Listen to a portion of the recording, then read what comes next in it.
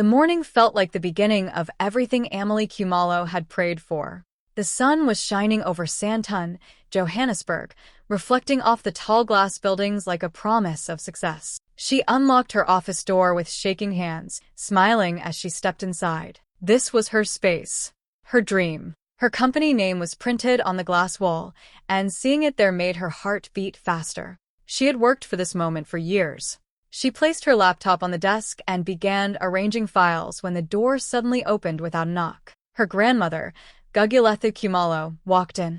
Amelie froze. Her grandmother was the one who had co-signed the lease when no one else believed in her. She was supposed to be her biggest supporter, but today her face was cold. "What is this?"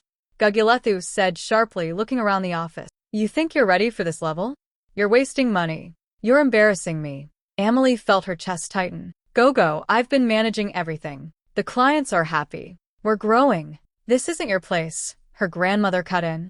"Go." Amelie laughed nervously, thinking it was anger talking, but it wasn't. Gugulethu walked toward her, grabbed her arm, and pulled her toward the door. Amelie tried to explain, her voice shaking, but her grandmother pushed her files into her hands and forced her out into the hallway. The door shut in her face. Amelie stood there in silence, holding her laptop and scattered papers. People passing by stared. Her throat burned. This wasn't just business. This was betrayal. Tears filled her eyes, but she swallowed them back. Right there, outside her own office, she made a quiet promise to herself. "I will show them who I am." Standing outside the office, Amelie's mind drifted back to where it all began. There was a time when her grandmother was not the person who pushed her out, but the person who lifted her up. Amelie was only 22 when she first told Gugulethu about her dream to start a company. Everyone else laughed. They told her she was too young, too inexperienced, and too naive. But her grandmother didn't laugh. She looked at her with those sharp, wise eyes and said, "If you want to win in business, you must learn how the game works." From that day, Gugulethu became her teacher. She taught Amelie how to sit at a table with powerful people and never look afraid. She taught her how to negotiate without lowering her value. "Never be the first to beg," she would say. "Let them need you." She showed her how to read contracts line by line, how to invest money wisely, and how to stay calm even when others doubted her.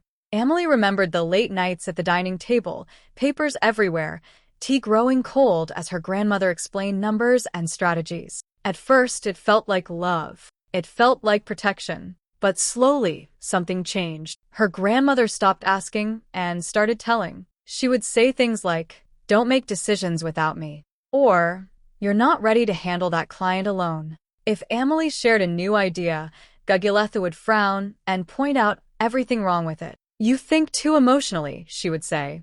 "Business is not for children." Amelie began to doubt herself. Even when her deals went well, her grandmother would take control of the conversations, speaking for her, correcting her in front of others. Amelie told herself it was guidance. She told herself her grandmother only wanted the best for her. After all, this was the woman who raised her. This was the woman she trusted more than anyone. She never noticed when the support quietly became control. She never noticed when her own voice started getting smaller. And she never imagined that one day, the same grandmother who taught her how to build her dream would be the one to try to take it away. By the afternoon, everyone knew. Amelie didn't know how the news spread so fast, but her phone would not stop buzzing. Messages kept coming in. "Are you okay? I heard something happened at the office. Is it true your grandmother removed you?"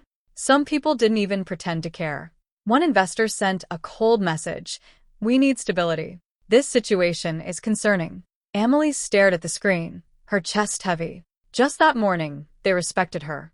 Now, they were questioning her. She felt small. The next day was even worse. One of her loyal staff members secretly called her. "Ma'am, people are talking," he said quietly. "They're saying you were kicked out because you didn't know how to run the business." Amelie closed her eyes. The words felt like knives. She imagined them inside the office, whispering behind her back, sitting at the same desk that once belonged to her, acting like she was nothing. For the first time in years, Amelie doubted herself. Maybe they were right.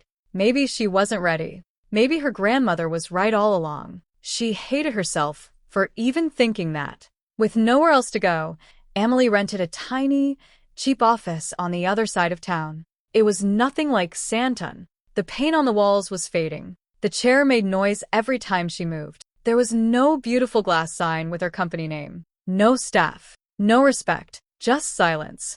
She sat alone, staring at her laptop for hours. Some clients stopped replying to her emails.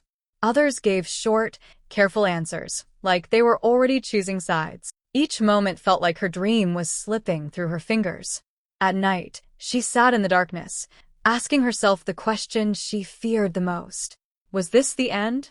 Tears rolled down her face, but there was no one there to see it. This wasn't just about losing an office. This was about losing her name, her credibility, her future, everything she had worked for. And for the first time since she started her journey, Emily didn't know what to do next. That night, Emily sat alone in her tiny office. The city outside was quiet, but her mind was loud. She couldn't sleep. She couldn't rest. Every time she closed her eyes, she saw the door shutting in her face again. She opened her laptop. If they wanted her out, fine. But she needed to see the truth for herself. She started going through everything: company finances, payment records, contracts, client emails, every detail. Hours passed. The more she looked, the more something inside her began to change. This wasn't her grandmother's company. It was hers. Her name was on the registration document. Her email was the main contact for clients. Her ideas were behind the biggest deals. Her relationships built the trust. She wasn't weak. She wasn't a child. She was the business. Emily leaned back in her chair, her heart beating faster. For the first time since that morning, she didn't feel broken. She felt angry. Not the kind of anger that destroys you, the kind that wakes you up. They really think I can't survive without them, she whispered to herself. She opened a new document and began to write. Step 1. Contact clients privately. Step 2. Review the lease agreement. Step 3. Speak to a lawyer. Step 4. Prepare to return. Her fingers moved faster. Her mind became clear. Every doubt she had before started disappearing. She remembered every meeting she had let alone, every deal she had saved, every moment she proved herself. Her grandmother didn't build this. She did. The fear inside her slowly turned into something else. Power. By 2 a.m., Emily stopped typing. She looked at the screen, reading her plan. This wasn't over. Not even close. They thought pushing her out would end her story. But they didn't understand who she was. Emily closed her laptop slowly, her eyes steady, her heart strong. If they think I'm powerless, she said quietly, they're about to be wrong. And for the first time since she was humiliated, Emily Kumalo smiled. The next morning, Emily didn't waste time. She sat down with her phone, staring at the contact list. These weren't just clients. These were people who had trusted her, people who knew her work, people who knew her value. Her finger hovered over the first name. She took a deep breath and called. Hello, Mr. Dlamini, she said, trying to keep her voice calm. There was a small pause. Emily, I was wondering what happened to you. Not your company. Not the office. Him. You. Her chest tightened, but she stayed strong. I'm still here. And I'm still running things. He didn't hesitate. Good. Because I prefer working with you. You're professional. You listen. That's why I signed in the first place. Emily closed her eyes, relief washing over her. She wasn't alone. One by one, she kept calling. Some people were nervous. Some were careful with their words. But many of them said the same thing in different ways. We trust you, Emily. We want you. We're with you.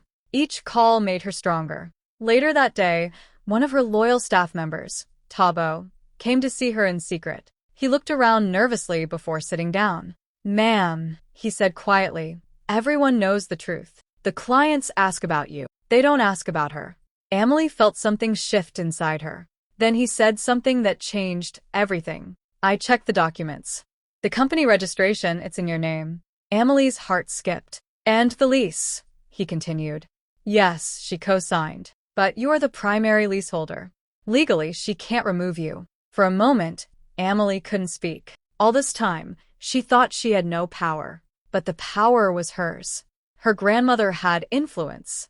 But Emily had ownership. That night, Emily sat in her small office again. But this time, it didn't feel like a place of defeat. It felt like a war room. She wasn't just a girl who got kicked out anymore. She was the owner who was coming back. She began making a list of names. The clients, the staff, the lawyers she would call next, her team, her support, her proof. They thought her story had ended, but they had no idea. Emily wasn't finished. She was just getting started. That night, Emily stayed in her small office long after everyone else had gone home. The building was quiet. Only the soft sound of her typing filled the room. Her laptop screen was the only light, glowing against her tired face. But she didn't stop. She reviewed contracts carefully, highlighting the important lines. She organized client presentations, adding new numbers, new growth plans, new ideas. She wanted everything to be perfect, not just good. Perfect. Tomorrow wasn't just another day.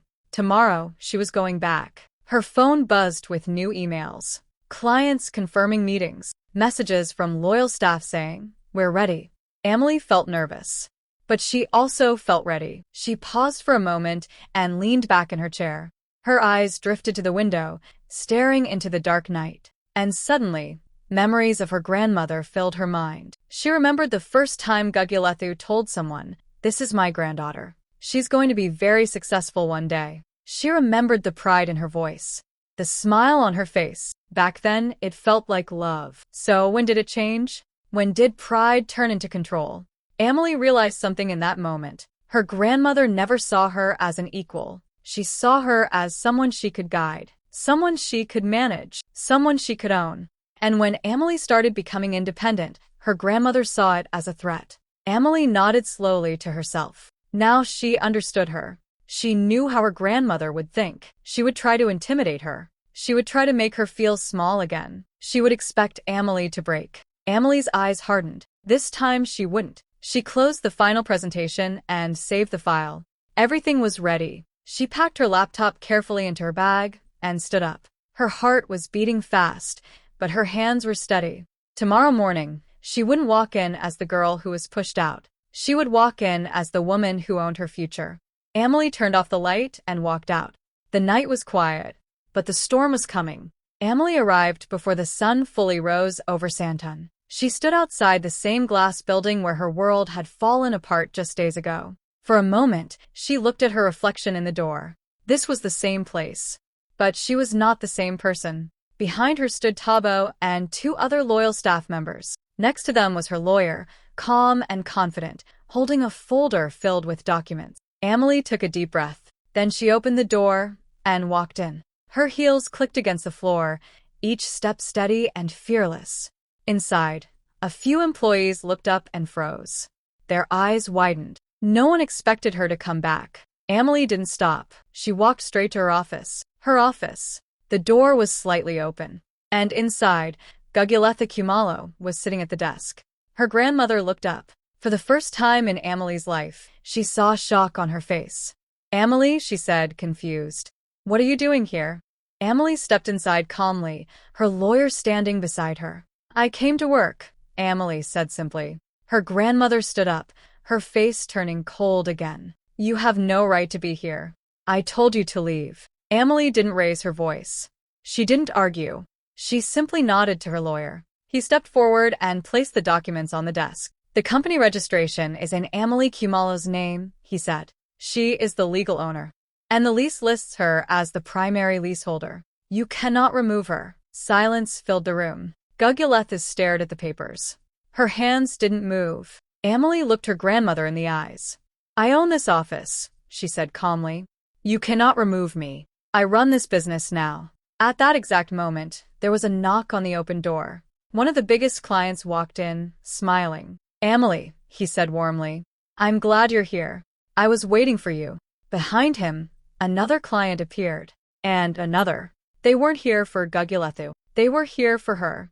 Emily saw it happen right in front of her eyes. The power had shifted. The same office where she was humiliated was now the place where she took it all back. And this time, no one could push her out again. The meeting room was full. Just days ago, Emily had no office, no team, and no power. Now she stood at the front of the same glass conference room, her laptop connected to the screen, her hands steady. She looked at the faces in front of her. Clients. Investors. People who once doubted her. people who were now waiting for her to speak. Emily took a breath and began. She showed them everything: growth charts, profit numbers, signed agreements, future expansion plans. "This is where we were," she said, pointing to the screen. "And this is where we are going." Her voice was calm, Confident. strong. No fear. No hesitation. She explained her strategy clearly, answering every question without shaking. The room was silent for a moment after she finished. Then one of the investors smiled. "This is impressive, Emily," he said. Another client nodded. "Very impressive." And just like that, the respect she thought she had lost came back. But this time, it felt different. This time, she knew she earned it on her own. By the afternoon, something unexpected happened. Her phone started exploding with notifications, messages, mentions, Tags. Someone had posted about her. A young entrepreneur forced out of her own office returns days later and takes back control. The story spread fast. People shared it. They commented. They praised her strength. "You're inspiring," one message said. Another wrote, "This is what real leadership looks like." Even business pages started talking about her comeback. Emily sat at her desk, staring at her phone in disbelief. Just days ago, people whispered about her failure. Now, they were talking about her victory.